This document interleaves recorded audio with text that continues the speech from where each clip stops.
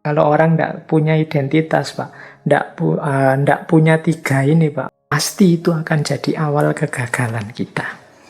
Seseorang akan mampu merumuskan dirinya, menegaskan identitasnya, kalau dia punya tiga hal ini dalam dirinya.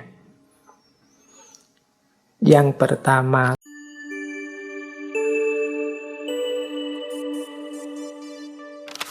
Assalamualaikum warahmatullahi wabarakatuh. Bismillahirrahmanirrahim. Alhamdulillahirabbil alamin.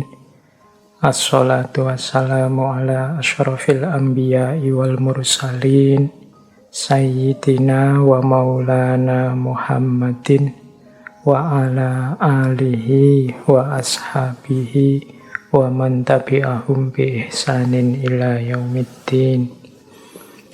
Amma ba'du. Baik, bismillah, kita awali untuk tema kita tentang identitas diri. Nah, sekarang kita awali dari definisinya. Ada banyak sebenarnya definisi-definisi yang menjelaskan tentang identitas ini. Jadi ada yang mendefinisikan identitas itu di slide yang saya tampilkan, saya ambil contoh 3 saja. Meskipun ada banyak sekali definisi tentang identitas yang menjadi penciri masing-masing orang. Identitas itu adalah satu konsepsi diri, hasil refleksi kita, atau satu citra diri yang kita simpulkan dengan dasar tertentu. Misalnya dengan dasar keluarga, dengan dasar gender, dengan dasar budaya, dengan dasar etnis, dan lain sebagainya. Ini identitas. Maksudnya definisi ini, identitas itu citra diri kita, konsep kita tentang diri kita. Yang itu kita ambil biasanya itu dari berbagai sumber.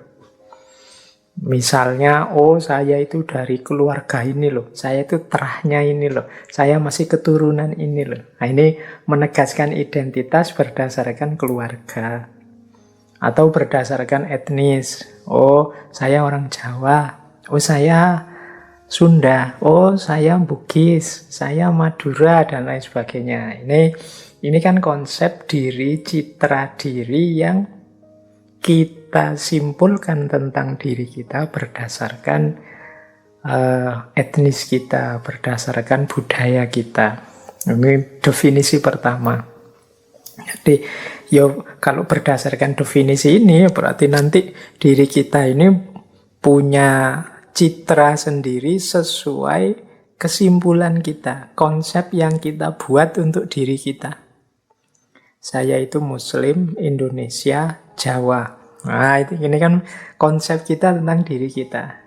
Jadi karena Jawa itu gaya saya begini, oh karena Muslim yang saya lakukan ini, karena Indonesia yang saya perbuat dan aktivitas saya ya tentang ini dan lain sebagainya. Nah, ini definisi pertama. Ada lagi definisi kedua tentang identitas. Kalau ini lebih dalam, identitas itu didefinisikan sebagai distinct personality of an individual regarded as a persisting entity. Jadi kepribadian itu satu personalitas, identitas itu satu kepribadian yang khusus dari seseorang yang dianggap sebagai sesuatu yang menetap. Kalau tadi yang di definisi pertama, identitas itu kan sesuatu hasil relasi kita dengan yang di luar diri. Kalau di definisi yang kedua itu, identitas itu sesuatu yang menetap, kepribadian yang menetap dalam diri kita. Misalnya ya, Kita sering mengidentifikasi diri kita seperti ini. Saya itu orangnya pemarah loh. Nggak tahu kok begini ya saya itu. Ini ciri definisi identitas yang kedua ini. Jadi seolah-olah ada kualitas yang menetap dalam diriku. Saya ini patriotis orangnya. Rela membela negara dalam situasi apapun. Misalnya, itu distinct personality. Saya itu orangnya ngalahan, males kalau diajak konflik-konflik, silahkan sajalah. Nah, itu juga distinct personality. Ini juga jenis identitas. Jadi selain definisi pertama tadi yang kita mengafiliasikan diri dengan macam-macam variabel di sekeliling kita, ada juga definisi kedua. Kalau ini identitas itu ya sebagaimana karakter yang menetap dalam diri kita. Itulah aku, inilah aku. Nah, ini biasanya definisi identitas yang kedua. Terimalah aku apa adanya, itu biasanya orang merujuknya dengan gaya identitas yang kedua. Ada lagi definisi ketiga. Identitas itu a sense of individual autonomy. Jadi rasa diri yang otonom. Jadi di definisi yang ketiga ini, identitas itu lebih pada bagaimana aku mendefinisikan diriku. Jadi bukan tidak lagi tergantung pada hal-hal di luar diriku atau pasrah saja ada kualitas yang permanen dalam diriku. Tapi identitas itu dalam definisi yang ketiga ya bagaimana aku mempersepsi dan ingin membentuk diriku. Nah, ini definisi yang ketiga. Jadi identitas itu ada kalanya hal-hal yang ditambahkan dalam diri kita karena relasi kita dengan yang di luar diri. Ada kalanya identitas itu dianggap ya karakter, dianggap sebagai ciri yang khas unik dari diri kita. Ada yang menganggap ya identitas itu adalah cermin dari kebebasan kita untuk membentuk diri kita seperti yang kita inginkan. Jadi ini 3 definisi dari identitas. Yang satu terserah pada hubungan-hubungan di sekeliling kita. Yang kedua harus kita cari karakter-karakter khusus kita. Yang ketiga, terserah pada kita seperti apa kita ingin membentuk diri kita. Jadi ini masing-masing nanti ada filosofinya, nanti kita jelaskan di belakang. Paling tidak teman-teman malam hari ini ngerti ya kalau kita bilang identitas itu ada gaya yang pertama, ada gaya yang kedua, ada gaya yang ketiga. Kalau yang ada di KTP itu biasanya ya gaya pertama. Nama kita siapa, lahir di mana, dari keluarga apa, gendernya laki-laki apa perempuan dan lain sebagainya. Itu kan identitas pertama yang berhubungan dengan afiliasi-afiliasi kita dengan hal-hal di luar diri. Ada yang kedua itu berarti kalau teman-teman belajar tasawuf, belajar filsafat tentang manusia, sisi batin dan lain-lain, ini membahas karakter identitas yang menetap, sosok sisi manusiawi kita. Ada lagi versi identitas itu ketiga, yaitu bagaimana kita membentuk diri kita, berproses membentuk dunia ini seperti yang kita inginkan. Nah, itulah nanti jadi penciri kita. Jadi ini 3 tipe definisi tentang identitas.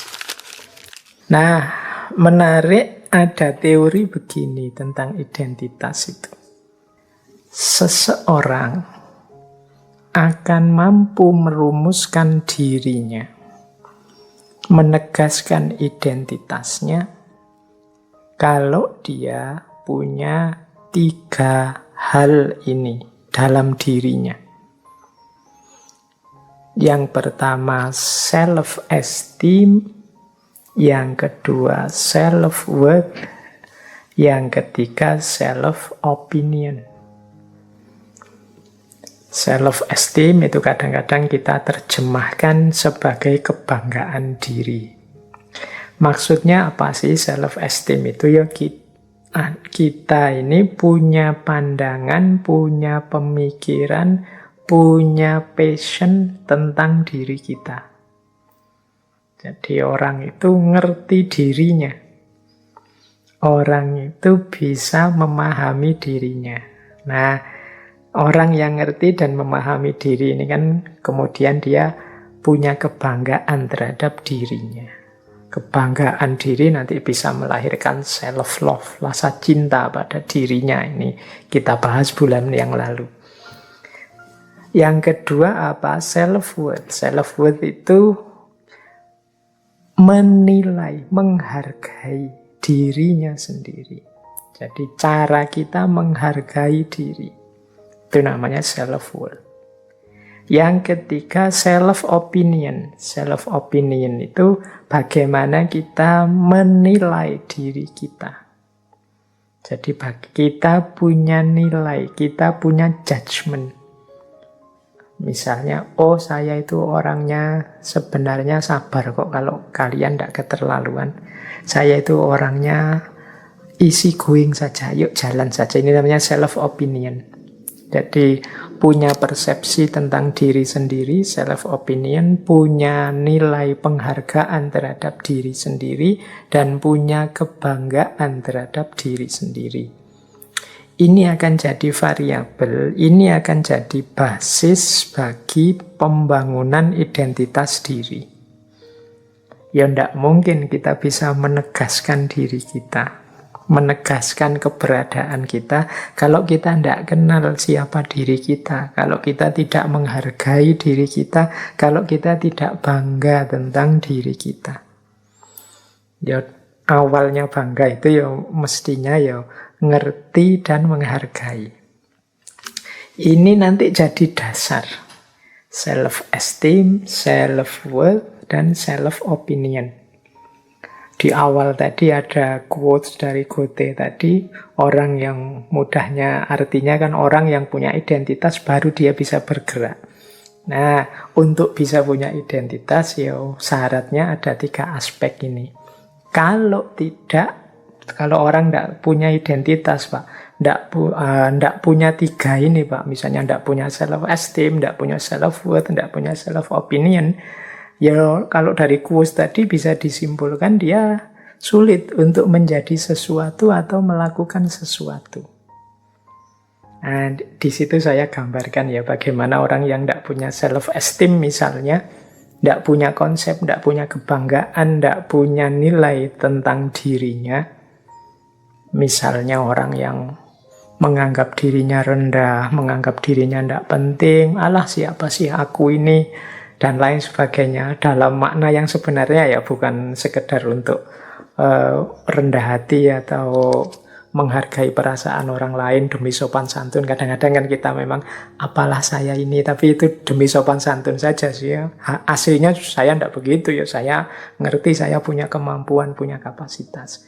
Ya kalau demi etika sopan santun tidak masalah, tapi jangan sampai kita benar-benar tidak punya nilai, tidak punya kebanggaan, tidak punya respect terhadap diri kita sendiri. Karena pasti itu akan jadi awal kegagalan kita. Coba dilihat lingkaran itu. Itu saya gambarkan lingkaran orang mengenali dirinya. Kalau orang low self-esteem, orang yang kebanggaan dirinya rendah, itu biasanya dia negative expectancies. Jadi harapan-harapannya serba negatif. Orang yang tidak percaya diri, tidak respect terhadap dirinya, tidak menganggap dirinya bernilai, itu kan dia merasa tidak bisa apa-apa.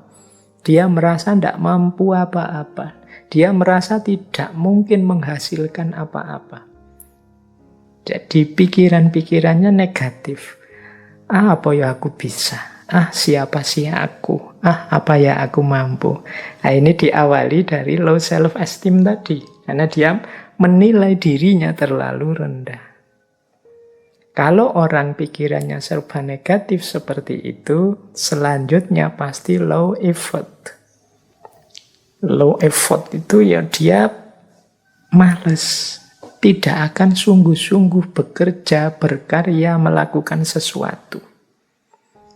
Karena dia punya ketakutan, punya kecemasan yang tinggi tentang dirinya. Karena negatif, ya dia akhirnya cemas. Apa ya aku bisa sukses? Apa ya aku mampu untuk berhasil? Apa ya ada jalan keluar dari masalahku? Orang yang pikirannya seperti ini kan kalau melakukan sesuatu terus jadinya tidak sungguh-sungguh. Dia tidak memberikan yang terbaik dalam hidupnya. Upaya-upayanya tidak maksimal. Akhirnya apa? Ya beneran dia gagal. Failure. Jadi beneran dia tidak bisa, beneran dia tidak produktif, beneran dia tidak berhasil. Kenapa? Wong dia tidak sungguh-sungguh. Kenapa tadi tidak sungguh-sungguh? Karena pikirannya negatif, serba cemas, serba takut. Kenapa dia negatif, serba cemas, serba takut? Karena dia tidak bangga dengan dirinya. Dia menilai dirinya terlalu rendah. Pada akhirnya kalau sudah gagal, self-blame.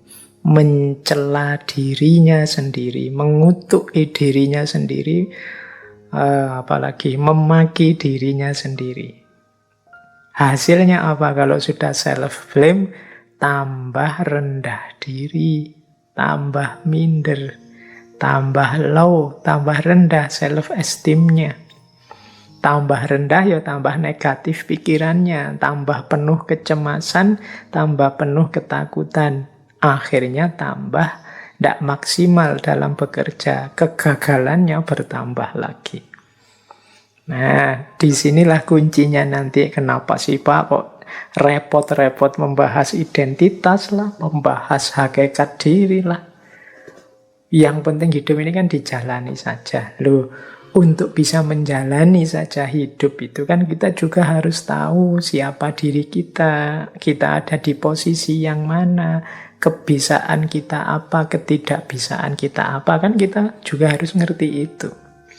Kalau tidak, khawatirnya nanti kita jatuh pada kegagalan-kegagalan, terus menyalahkan diri sendiri, akhirnya rendah diri, akhirnya pikirannya tambah negatif, tambah takut, tambah cemas, kerjanya tidak maksimal, tambah gagal, tambah menyalahkan diri. Ini lingkaran setan ini semoga bisa kita putus.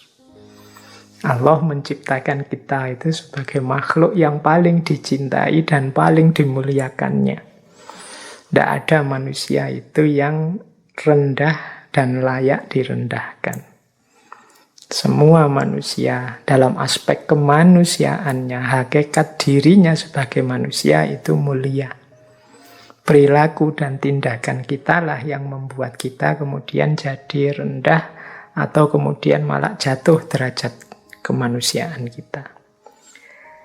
Jadi ini dasar pengenalan diri. Jadi untuk mengenal diri sebelum kita membangun identitas, kita harus punya self-esteem, self-worth, dan self-opinion. Kebanggaan diri, penghargaan diri, dan nilai pandangan tentang diri sendiri. Oke, ambil nafas sebentar. Yang sudah menyiapkan minum cemilan boleh sambil minum sambil santai. Kalau ndak pakai Zoom gini, teman-teman kan bisa bebas sambil kelesetan. Kalau sumuk ya sambil kipas-kipas, santai saja. Nah, kita lanjut. Ada istilah menarik yang mungkin sering kita dengar, yaitu istilah krisis identitas. Krisis identitas itu orang yang sadar tentang pentingnya identitas, tapi dia merasa masih belum punya identitas, dalam tanda petik ya. Mungkin identitas di sini yang dimaksud identitas dalam definisi yang kedua dan ketiga tadi. Kalau identitas yang sifatnya sosial, kultural, kita ini anak mana, rasnya apa, etnisnya apa, dan lain sebagainya kan pasti punyalah ya setiap orang. Tapi krisis identitas di sini dalam definisi yang kedua, yaitu siapa sih aku ini hakikatnya. Aku ini bisa apa? Aku ini kemampuanku apa? Keistimewaanku apa? Keunikanku apa? Apa yang harus aku lakukan? Nah, ini banyak orang yang merasa tidak mampu menjawab pertanyaan-pertanyaan ini. Itu nanti yang disebut krisis identitas.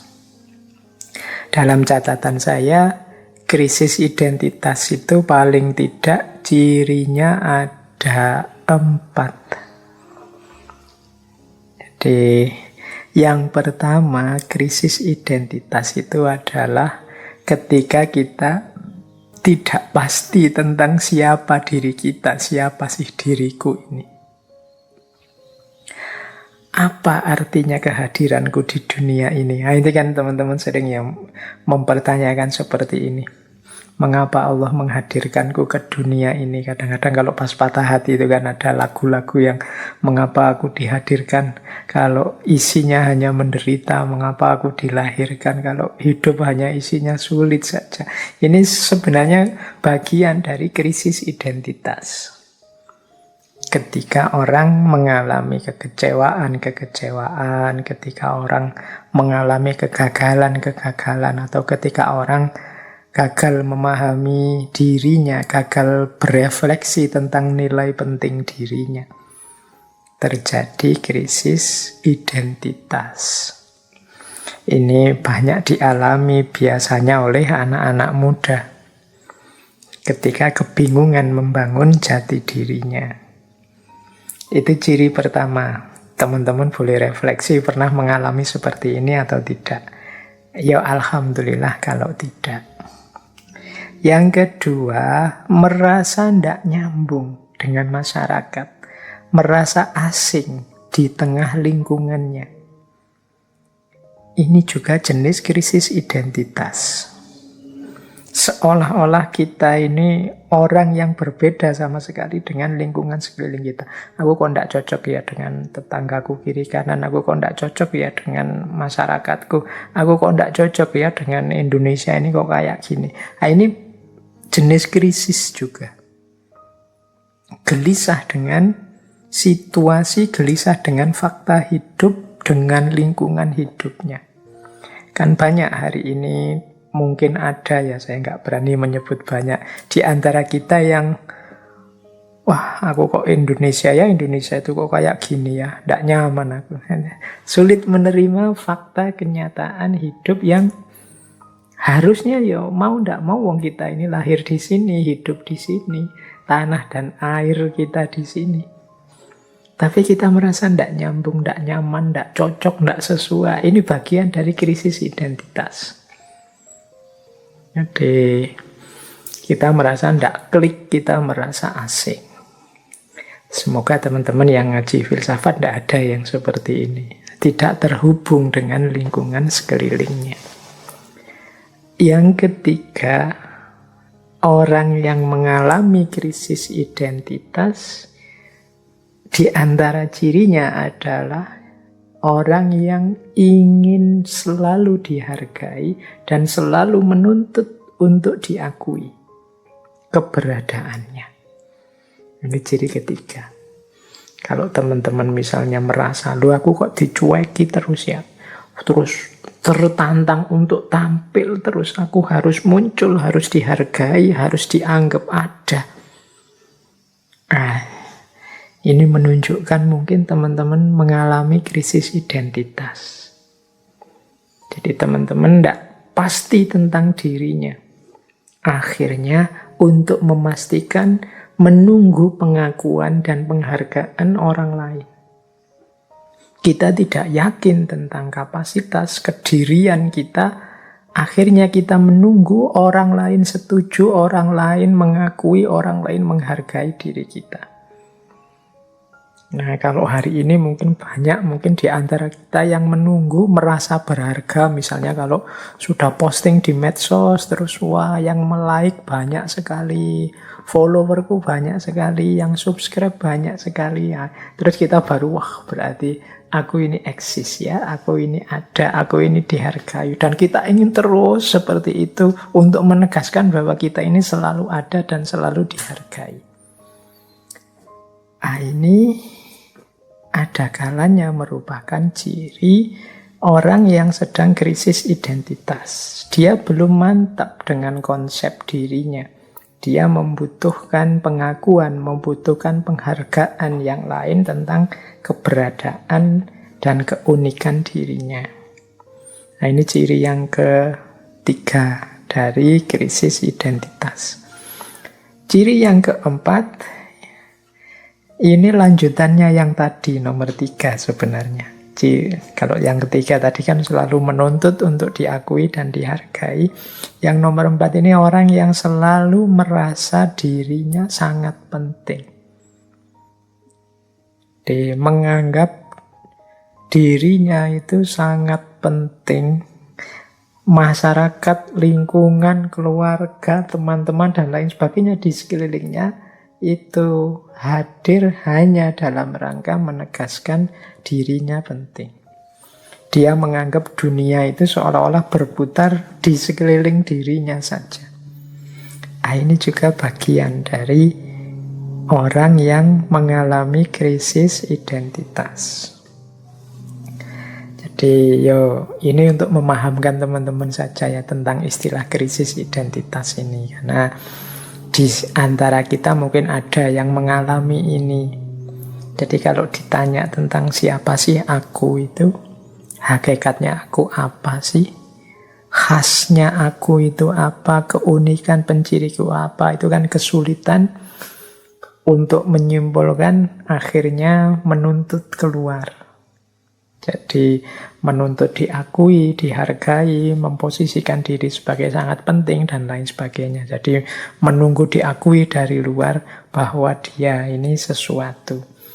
Nah, itu ciri tentang orang yang krisis identitas. Jadi tidak pasti tentang identitas dirinya, siapa aku, tidak nyambung dengan masyarakatnya, selalu menuntut untuk diakui, dihargai, dan merasa diri sangat penting di hadapan orang lain. Nah, ini bahan ya, ini jangan dipakai untuk nuding orang lain ya, kita pakai untuk refleksi diri kita sendiri.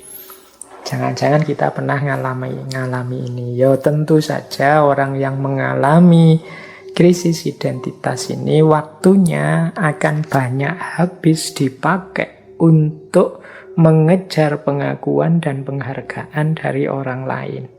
Atau waktunya habis untuk dia mencari-cari makna hidupnya. Ya, di proses ini kan nanti membuat seseorang kehilangan banyak waktu yang seharusnya mungkin bisa lebih bermanfaat. Misalnya dia sudah tahu tentang siapa aku, posisiku, apa yang harus aku lakukan, apa yang jangan aku lakukan. Ini kan belum nyampe level ini. Di tahap krisis identitas ini orang kebingungan tentang siapa dirinya. Baik. Nah, kita lanjutkan. Sekarang kita agak ke filsafatnya ya, teman-teman, tentang identitas ini.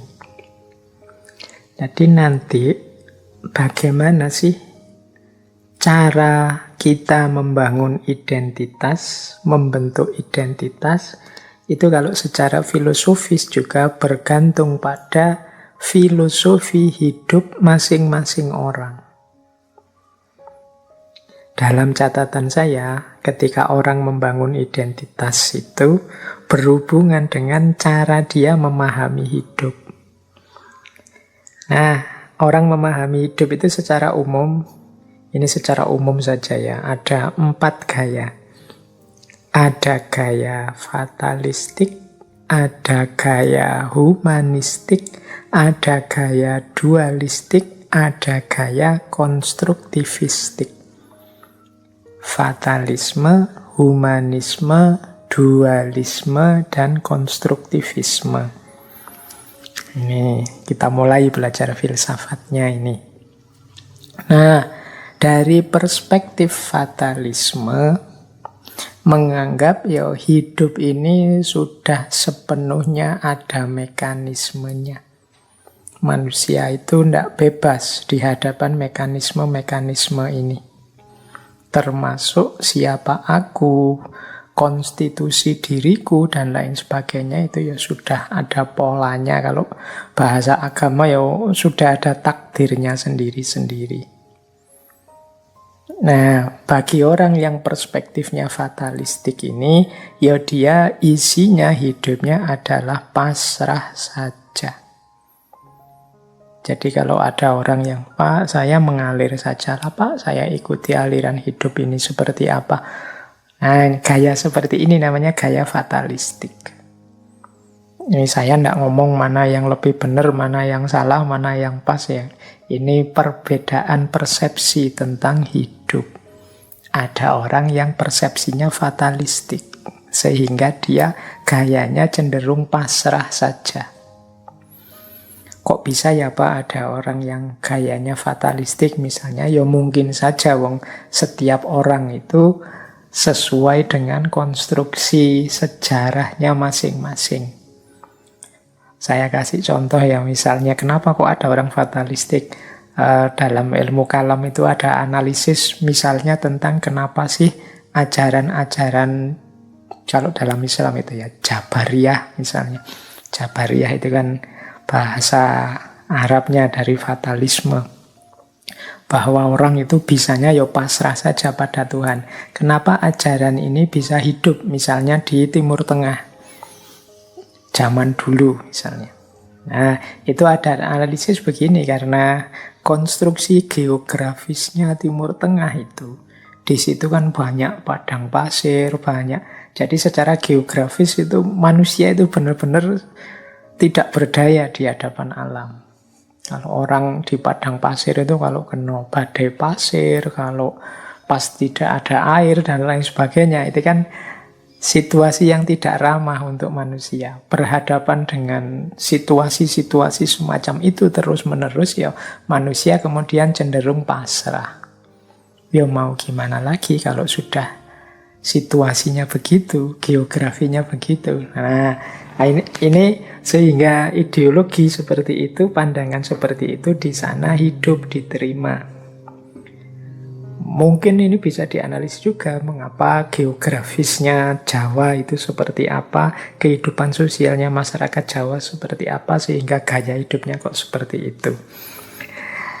Nah, kembali pada identitas tadi, berarti ada orang yang memang pasrah saja, tidak pernah merenung dalam, berpikir serius tentang bagaimana aku harus mengkonstitusi diriku, membangun identitasku. Ini gaya fatalistik. Ada persepsi kedua, gaya nomor 2. Ini gaya humanisme. Kalau dalam pandangan humanisme itu kan yang berpandangan bahwa hakikatnya manusia itu baik. Kualitas-kualitas dirinya baik. Secara fitrah manusia itu positif. Hanya orang-orang yang lupa, hanya orang-orang yang tersesat, yang tidak mau berpikir jernih dan lain sebagainya, yang kemudian hidupnya jahat, hidupnya rusak, hidupnya kacau. Manusia itu ya aslinya baik. Nah, orang yang punya pandangan seperti ini, ya cara dia membangun diri, membangun identitas itu dengan cara apa? Mengaktualkan potensi kebaikan yang ada dalam dirinya. Jadi, hidup sebagai manusia. Kita sering pakai istilah manusia yang manusia. Karena manusia yang manusia itu pasti baik. Karena hakikat sifatnya manusia itu baik. Ini namanya humanisme. Jadi kalau ada orang, bagaimana sampean membangun diri, membangun identitas diri, ya saya tidak macam-macam, yang penting jadi manusia saja yang baik. Nah, ya memang jadi manusia itu pasti baik dalam perspektifnya humanisme. Ini ciri kedua, jadi pandangan tentang konstruksi identitas. Ada yang ketiga, ada orang yang punya pandangan dualistik. Jadi manusia itu tidak hanya punya unsur kebaikan, tapi dalam dirinya juga ada potensi keburukan.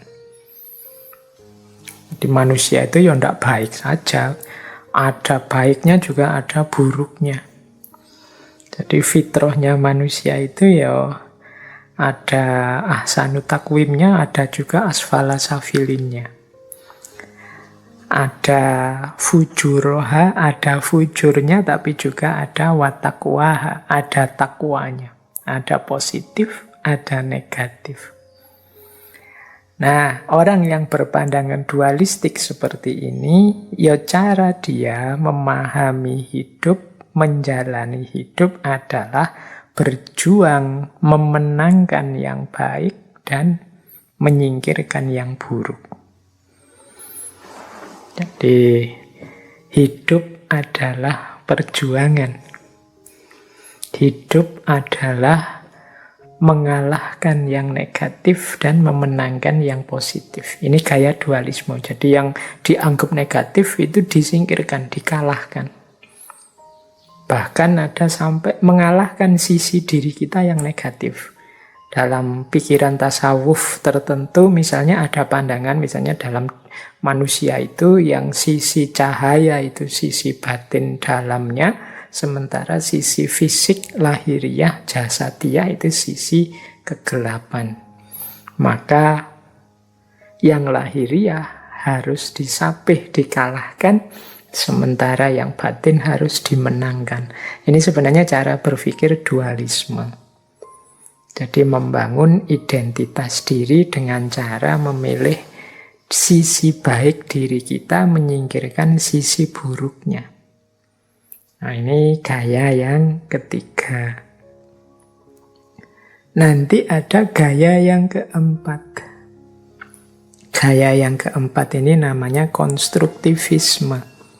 Konstruktivisme ini asumsi dasarnya begini, ya manusia itu seperti kertas kosong. Teman-teman pernah mendengar istilah ini ya, manusia itu ya terlahir kosong, tergantung nanti dia diisi apa, diwarnai dengan apa, dibentuk menjadi apa. Jadi kalau dalam Islam kan ada masyhur sekali hadis, kullu mauludin yuladu alal fitrah. Setiap anak yang lahir itu dalam kondisi fitrah suci, fa'abawahu yuhawidanihi au yunasironihi au yumajisanihi. Dua orang tuanya lah yang membuat dia jadi Yahudi, jadi Nasrani, atau jadi Majusi. Jadi manusia itu kosong, tergantung nanti dia dibentuk seperti apa. Ini namanya konstruktivisme. Identitas itu ya tergantung kitanya mau dibentuk seperti apa. Nah, itu konstruktivis namanya. Jadi cara membangun identitas itu ada gaya fatalistik yang sudahlah pasrah saja, tidak usah direka-reka, jalan saja. Ada yang gaya humanistik, yaitu mari kita hidup sebagai manusia yang manusia, karena karakter kemanusiaan itu baik. Ada yang milih, mari yang buruk-buruk kita tinggalkan, yang baik-baik yang kita ambil, dualistik. Ada yang konstruktivis, mari kita bangun diri kita sesuai cita-cita, ideal, keinginan kita. Nah, ini pandangan konstruktivis. Jadi ini perspektif-perspektif teman-teman ketika kita ingin membangun identitas diri. Ada lewat jalur fatalistik, humanistik, dualistik, dan konstruktivistik. Oke, kita lanjutkan. Kelihatannya materinya masih panjang. Nah, sebelum lanjut, ini ada problem yang menarik. Yaitu pertemuan antara playing role atau being ourselves, playing your role atau being yourself dalam hidup ini. Jadi ketika kita akan bermain identitas, itu biasanya ketemu dua hal. Kita ini kan punya banyak peran, banyak role. Kalau tadi saya bilang kita ini mahasiswa, kita ini kakak, kita ini orang tua, kita ini anak, kita ini mungkin anggota lembaga apa, ketua lembaga apa. Ini kan role-role, peran-peran yang harus kita mainkan di tengah masyarakat. Nah, yang kedua, itu kan bahasa kita role itu berarti yang ditempel dari luar. Definisi identitas yang pertama tadi. Tapi ada juga being yourself, dorongan dalam diri kita sendiri yang kita inginkan, passion kita, kemudian apalagi kecocokan, kenyamanan kita. Ini kan namanya being yourself. Nah, dalam hidup kita, ketika kita menghidupkan identitas-identitas, ini bertemu dua hal ini.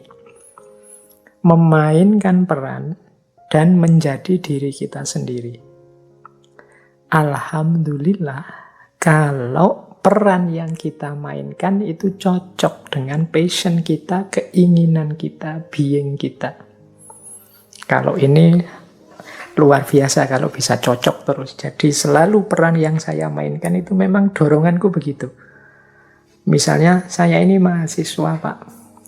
Kok saya itu orangnya, Pak, suka sekali belajar, suka sekali baca buku, nyaman dengan dunia akademik. Ini peran dengan dorongan jiwanya sesuai. Yang sulit adalah ketika antara playing role dengan being ourselves ini berbeda. Ketika peran yang kita mainkan tidak cocok dengan dorongan diri kita, tapi terpaksa kita lakukan. Jadi saya itu sebenarnya suka bisnis, tapi kok terpaksa jadi PNS, akhirnya harus kerja seperti ini misalnya. Nah ini kan berlawanan antara being dalam diri kita, dorongan diri kita dengan peran yang kita mainkan. Ada kalanya juga misalnya saya malas belajar sebenarnya, Pak. Saya itu kalau membaca buku tidak betah, Pak. Tapi kok saya ini mahasiswa. Kalau mahasiswa kan memang tuntutan perannya begitu. Nah ini kan ada clash antara peran dengan hakikat diri.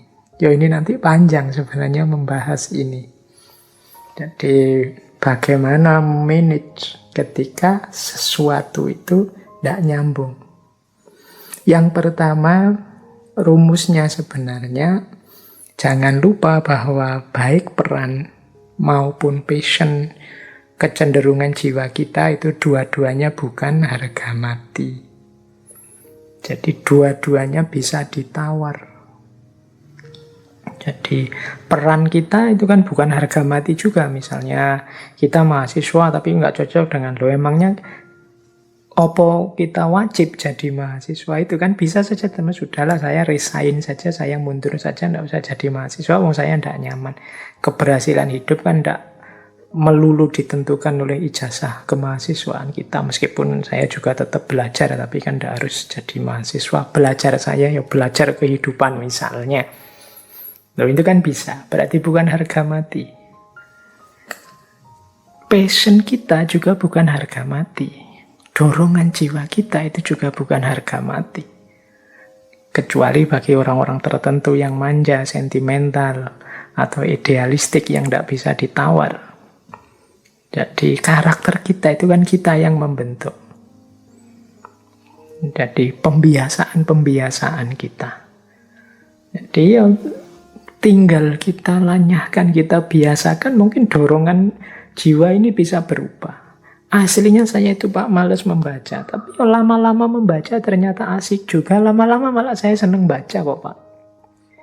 Aslinya saya malas ke masjid. Tapi sekali dua kali kok nyaman. Lama-lama kok nyaman. Kalau tidak ke masjid malah tidak enak. Nah, ini berarti apa? Dorongan jiwa itu bukan sesuatu yang tidak bisa ditawar. Jadi seandainya kelas pun tidak masalah, teman-teman ingin menghidupkan atau memperjuangkan yang mana.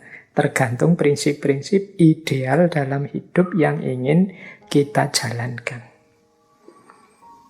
Yang kedua, pastikan dalam kelas tadi, pertemuan antara peran dengan diri kita itu dua-duanya memang isinya kebenaran. Ya kalau salah satu keburukan, yang harus ditinggal adalah yang buruk dan yang salah. Entah di posisi mana kebaikan dan kebenaran itu yang harus kita hidupkan. Misalnya dorongan jiwaku yang salah. Peranku ini benar baik. Ya tetap harus kita mau mengalahkan dorongan jiwa yang salah tadi. Saya inginnya senang-senang saja kok Pak, tidak mau kawin sih, mau asik-asik saja, itu dorongan jiwaku. Tapi kan sebagai seorang yang beradab, sebagai seorang yang beragama kan saya tidak boleh begitu. Itu kan peran adab di tengah masyarakat, peran agama, role sebagai orang beragama yang harus kita jalankan. Kalau dalam posisi ini kan kelihatan peran kita yang positif, baik, benar. Sementara dorongan jiwa kita yang ingin senang-senang saja itu tidak sesuatu yang positif. Berarti apa? Ya menangkanlah yang positif, yang baik. Kalau dua-duanya sama-sama baik gimana Pak? Dua-duanya sama-sama positif, ya silahkan saja dipilih. Mana yang diberati, berarti milih mana saja ya benar. Dan tidak masalah, wong dua-duanya bukan harga mati. Jadi mungkin ini diskusinya bisa panjang. Silahkan nanti setelah ini teman-teman bikin diskusi-diskusi sendiri tentang bagaimana menyeimbangkan peran-peran yang harus kita mainkan dalam hidup dengan dorongan jiwa kita sendiri. Jadi identitas relasional kita sebagai orang Indonesia, sebagai seorang Muslim, sebagai orang Jawa, sebagai mahasiswa, sebagai kakak, sebagai warga masyarakat, dan lain sebagainya. Ini kan peran-peran identitas yang harus kita mainkan dengan diri kita sendiri. Dorongan jiwa, passion kita, hasrat cita-cita, ideal kita, dan lain sebagainya. Ini problem umum yang dialami dan dirasakan setiap orang. Baik, itu beberapa problem filosofis tentang identitas. Kita lanjutkan lagi.